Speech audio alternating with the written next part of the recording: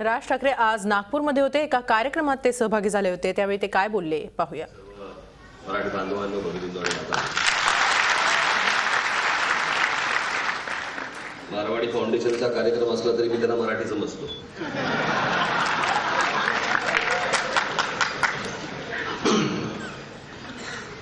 खरं तर मी मगाशी व्यासपीठावरच्या सर्वांनाच सांगितलं होतं, मी विजयबाबूंपासून सगळ्यांनाच सांगितलं मी की व्यासपीठावरच्या लोकांची नावं का घेतात? ते माहिती आहेत म्हणून व्यासपीठावर आहेत ना, त्याच्या खाली असते का बसले? त्या व्यासपीठावर माहिती असतात कोण कोण बसले, सगळ्यांना माहिती असतात कोण कोण बसलेले आहेत। असं नाही ना की कोणी जर समजा नाव घेतलं, सन्माननीय दर्डासाहेब, हो अच्छा अच्छा ते काय दर्डासाहेब, बघितलंच नव्हतं जरा, असं थोडी होतं। सगळ्यांना सगळे माहिती असतात। कार्यक्रमाचा बराचसा वेळ हा नावं घेण्यातच जातो। कारण कसं असतं, तर ही काही नावं घ्यायची जागा आहे का?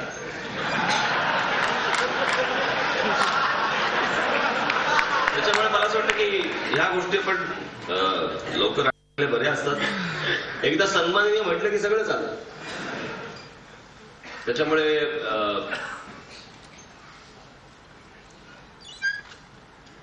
गिरीश गांधी यांनी हा कार्यक्रम मला सांगितला, मला एक पत्र पाठवलं आणि माझ्या आजोबांच्या पुण्यतिथीच्या निमित्ताने हा सत्कार समारंभ रामकृष्ण दादांचा करायचा ठरवला।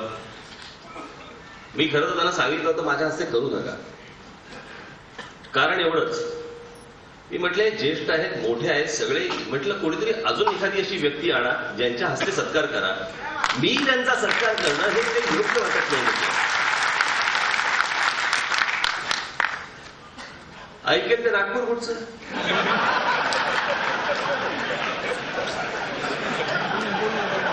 हो हो बोलले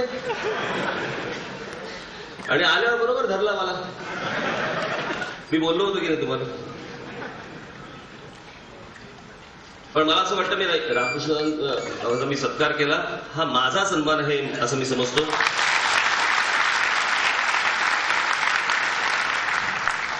मला एक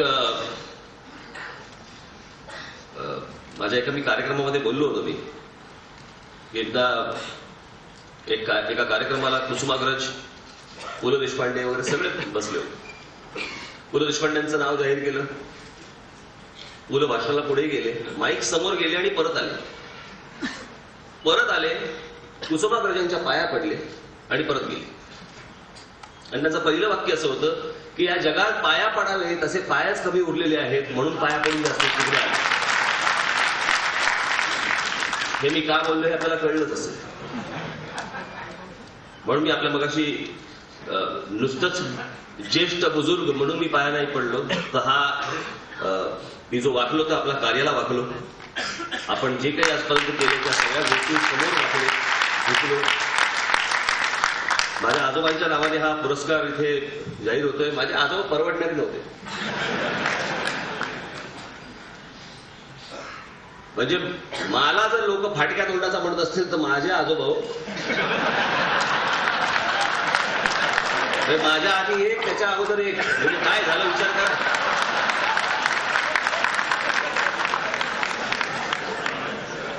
त्यांचं लिखाण, त्यांची वाणी, त्यांचं बोलणं परवडणारच नव्हतं ते।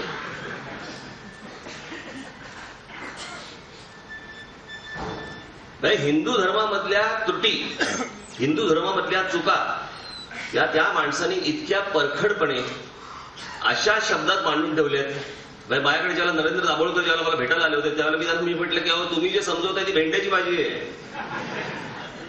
माझ्या आजोबांनी जो मसाला भरला म्हटलं त्या सगळ्या गोष्टीमध्ये, तो इतका तिखट, पण काय दुर्दैव बघा, त्याच पुण्यामध्ये माझ्या आजोबांच्या बद्दल, माझ्या आजोबांनी हिंदू धर्मामधल्या चुका त्रुटी यांच्याबद्दलच्या काही गोष्टी लिहिल्या, याच्याबद्दल माझ्या आजोबांची तिथे खोटी प्रेतयात्रा काढण्यात आली होती आमच्या घराच्या बाहेर,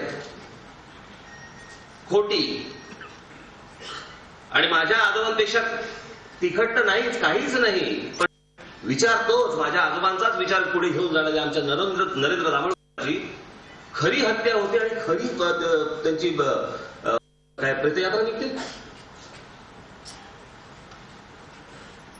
म्हणजे तेव्हाचा समाज पुढारलेला होता का आत्ताचा समाज घसरलेला आहे?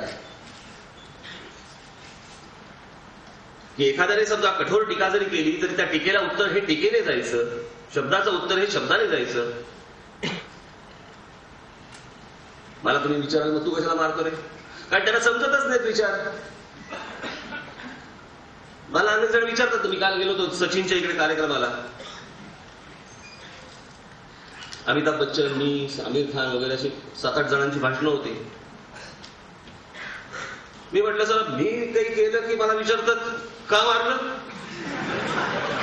आणि सचिनने काही केलं की काय मारलं. म्हटलं हा भेद बरं.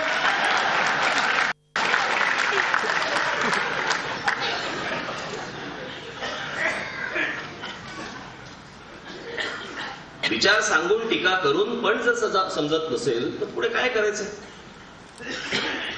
माझ्या आजोबांची शब्दफेक, त्यांचा एक लेख होता, ज्या लेखावर त्या काळात वादळ झालं. तो लेख होता शिवाजी महाराजांवरती, आणि तो महाराजांवरचा लेख, त्याचं टायटल होतं दगलबाज शिवाजी. आणि त्याच्यानंतर माझ्या आजोबांचं एक व्याख्यान होतं. त्या व्याख्यानाला तिकडच्या लोकांनी सांगितलं प्रबंधकारांना यायचं नाही म्हणून तुम्ही. आजोबांनी विचारलं का? म्हणजे तुम्ही शिवाजीला दगलबाज कसं काय म्हटलं? ते बोलले ठीक आहे म्हणे मी येतो तिकडे आणि नंतर आपण बोलू. आजोबा गेले तिकडे. त्या लोकांनी सांगितलं नाही तुम्ही भाषण नाही करायचं, शिवाजीला तुम्ही दगलबाज म्हणता. ते बोलले मला भाषण करू देत, मी काय म्हणतोय हे मला समजवू देत, आणि ते समजवल्यावरती जर पटलं नाही तर मी परत या ठिकाणी या जिल्ह्यात परत कधी येणार नाही. समाज समजूतदार होता. राष्ट्रपतींना सांगितलं बरं करा. आणि मग तिकडे त्यांनी सांगितलं की दगलबाज शिवाजी म्हटले, मी दगाबाज शिवाजी नाही म्हटले.